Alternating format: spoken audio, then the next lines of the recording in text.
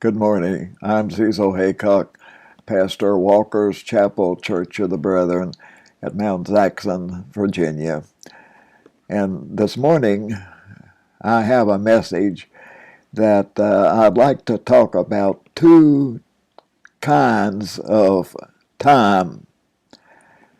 Wendy McFadden is a publisher of The Messenger, and in it, her comment is that there are two kinds of time.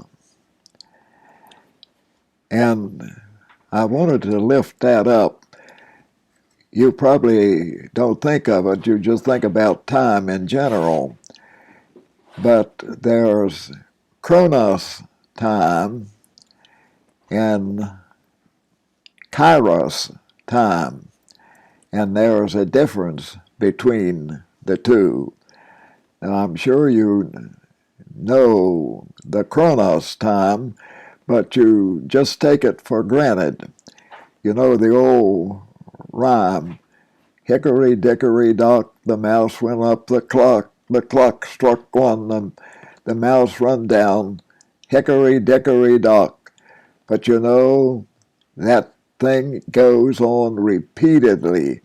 The mouse keeps running up, and when the clock strikes, goes down again. Well, perhaps you have a clock that changes time. When daylight saving time comes, then your clock changes during the night. Now, I have two clocks here that changes, but the change comes from Colorado. There's a big clock there that is the most accurate that you could imagine. It's responsive to around one millionth of a second, and it needs to be this essential. That's correct because it controls a number of the things that are going around up in the air.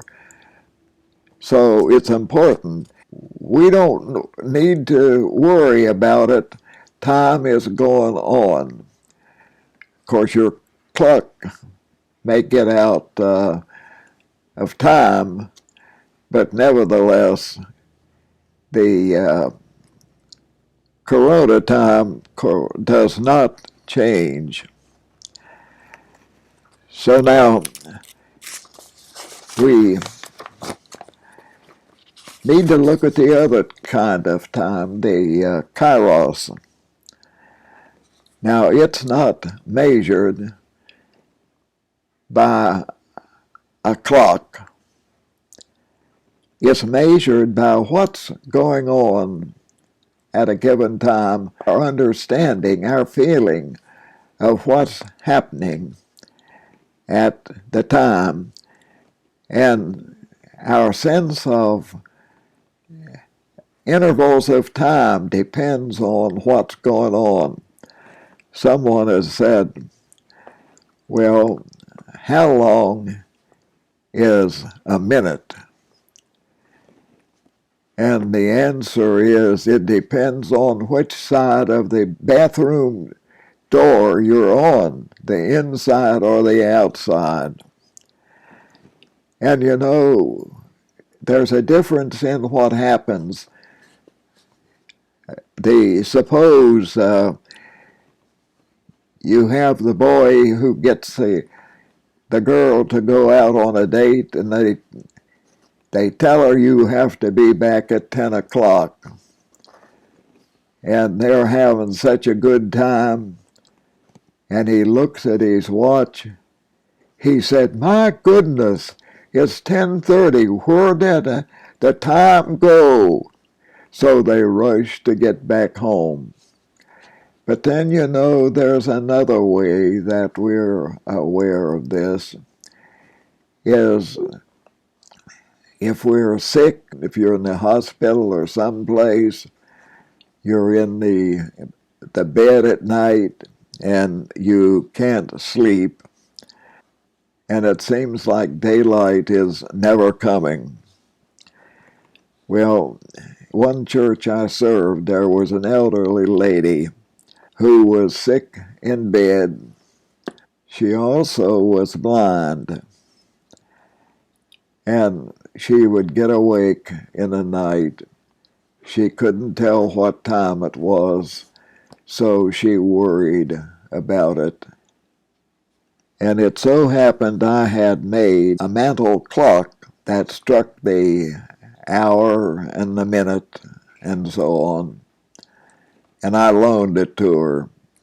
And that was one of the most precious gifts, she said, that she had gotten.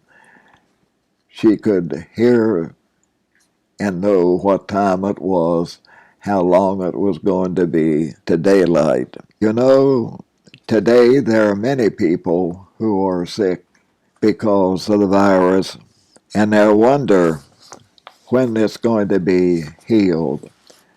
And the vaccine, people are being treated, and when are they going to get the treatment? Well, as a matter of fact, on Friday, I got the second dose, and I was happy to have it over with. But Jesus gave us a parable that forces us to see the choice we need to make when we see someone in need. In Luke 10, we find what Jesus told a man who came to him. He asked him a question. It said, "And behold, a certain lawyer stood up and tested him," meaning Jesus, saying, "Teacher, what shall I do to inherit life?" And he said to him, "Well, what's written in the law? What do you say? How do you read it?"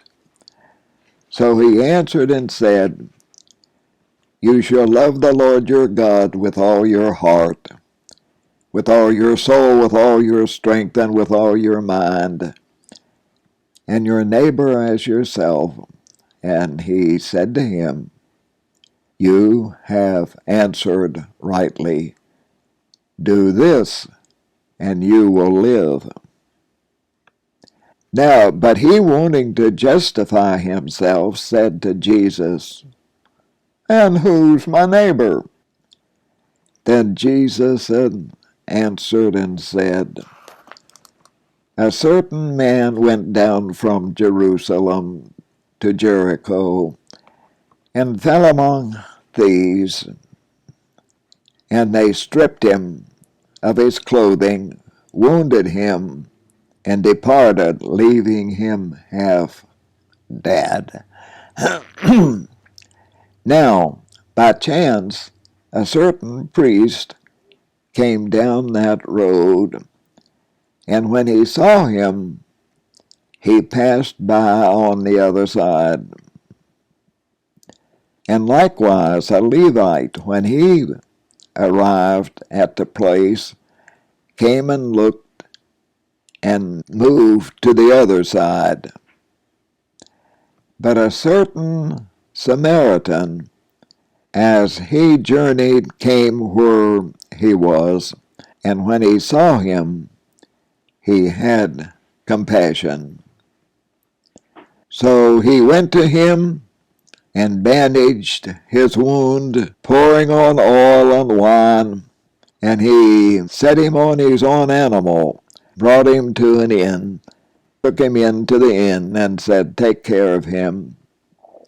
And on the next day, when he departed, he gave the innkeeper 2 denarii and told him, "If you need more, I'll pay you for it when I come back." So the question was, which of these three men were the injured man's neighbor. And the lawyer said to him, well, he who showed mercy on him. Then Jesus said to him, go and do likewise. You see, this is a thing. We encounter people who have needs in various ways. We have a choice. Will we help or we not help?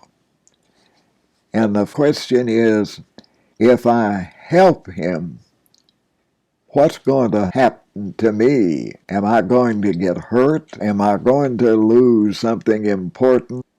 If I don't help him, what's going to happen to him? Suppose you're going along the road and you see a car that had run off the road and is in the water. You stop, you see there's someone in the car and can't get out. Are you going to help them? You get in the water, you manage to open the door and get them out and save their life. Or perhaps it may be a car catches on fire, and so many times someone stops and gets them out of a car. And so you see, this is a thing that we have to realize. We have to make a choice. Which is most important? Is it that I stop and help this person? Or is it that I might get hurt if I do stop? Now, many of us are churchgoers, and we have a question. When can I go back to church and maybe give my church friends a hug? Life has changed. We don't know what's coming ahead. The future is uncertain. Wendy McFadden gave us an idea of what to expect in the coming year. Perhaps there will be tremendous world changes. We don't know what's going to happen. We need to lay aside our clocks and calendars and wait for the Kairos moment. But the one thing we need to remember is that God is still in control. We can't control Him. Things will be different in many ways, but we look to Him and trust Him. And as they say, Papa knows best.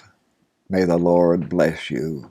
May you trust Him, and the future be joyful for you. Amen.